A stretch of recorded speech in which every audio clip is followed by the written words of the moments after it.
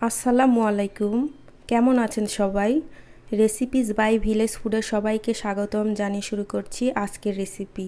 আজ আমি আপনাদের সাথে শেয়ার করব ইলিশ মাছের ঝোল। চলুন দেখে নিই কী কী লাগছে আজকের এই রান্নাতে। এখানে পেঁয়াজ কুচি নিয়েছি হাফ কাপ। এখানে মশলা নিয়েছি লবণ স্বাদ মতো, হাফ চামচ হলুদের গুঁড়া, হাফ চামচ জিরার গুঁড়ো, 1 চামচ মরিচের গুঁড়ো, আদা বাটা, রসুন বাটা হাফ চা চামচ করে 1 চামচ। আর এখানে নিয়েছি 5 পিস মাছ।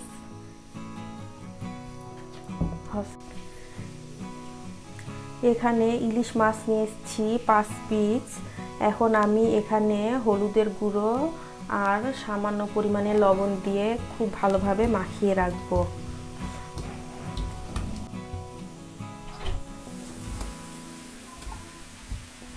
মাখানো হয়ে গেছে, এখন আমি এটা 10 মিনিটের জন্য রেস্টে রাখবো।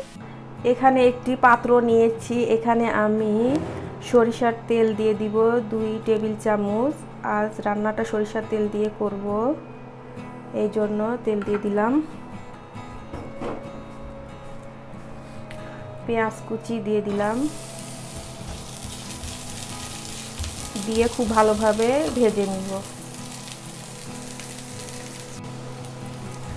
পেঁয়াজগুলো কালার চেঞ্জ হয়ে আসলে এখানে মশলাগুলো দিয়ে দিব। মশলা দেওয়ার আগে এখানে সামান্য পরিমাণে পানি দিব, যাতে মশলা দেওয়ার সময় গায়ে ছিটা না লাগে। এখন আমি সব মশলাগুলো দিয়ে দিব, দিয়ে খুব ভালোভাবে মিশিয়ে নিয়ে 5 থেকে 6 মিনিট খুব ভালোভাবে কষিয়ে নিতে হবে।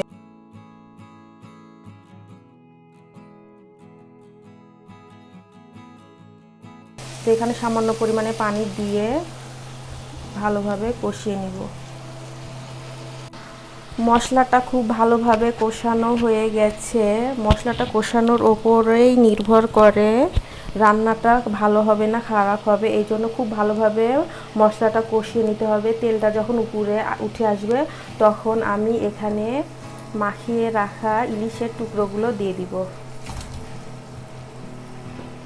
দিয়ে খুব ভালোভাবে মিশিয়ে নিব।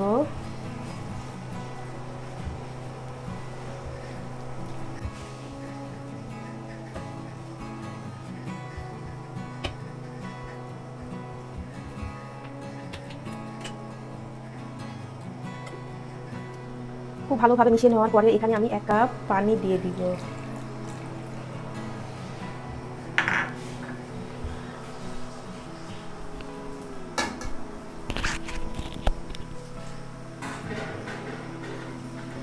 এখন ঢাকনা দিয়ে রাখবো।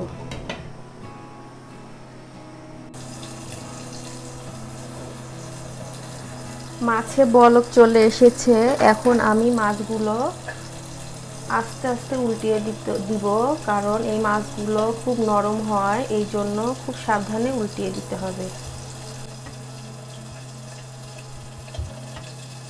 এই পর্যায়ে চেক করে নিতে হবে লবণ ঠিক আছে কিনা।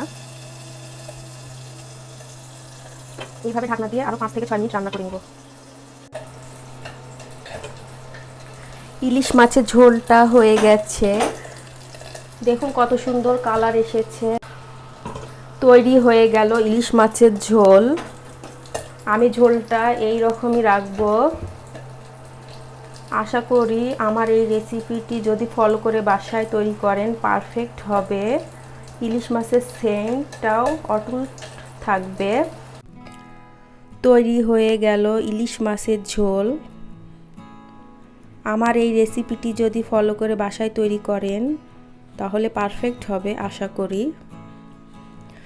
ভিডিওটি যদি ভালো লাগে তাহলে আমার চ্যানেলটি সাবস্ক্রাইব করে লাইক কমেন্ট শেয়ার করবেন, আমার চ্যানেলের পাশেই থাকবেন। আজ এই পর্যন্তই, সবাই ভালো থাকবেন। আল্লাহ হাফেজ।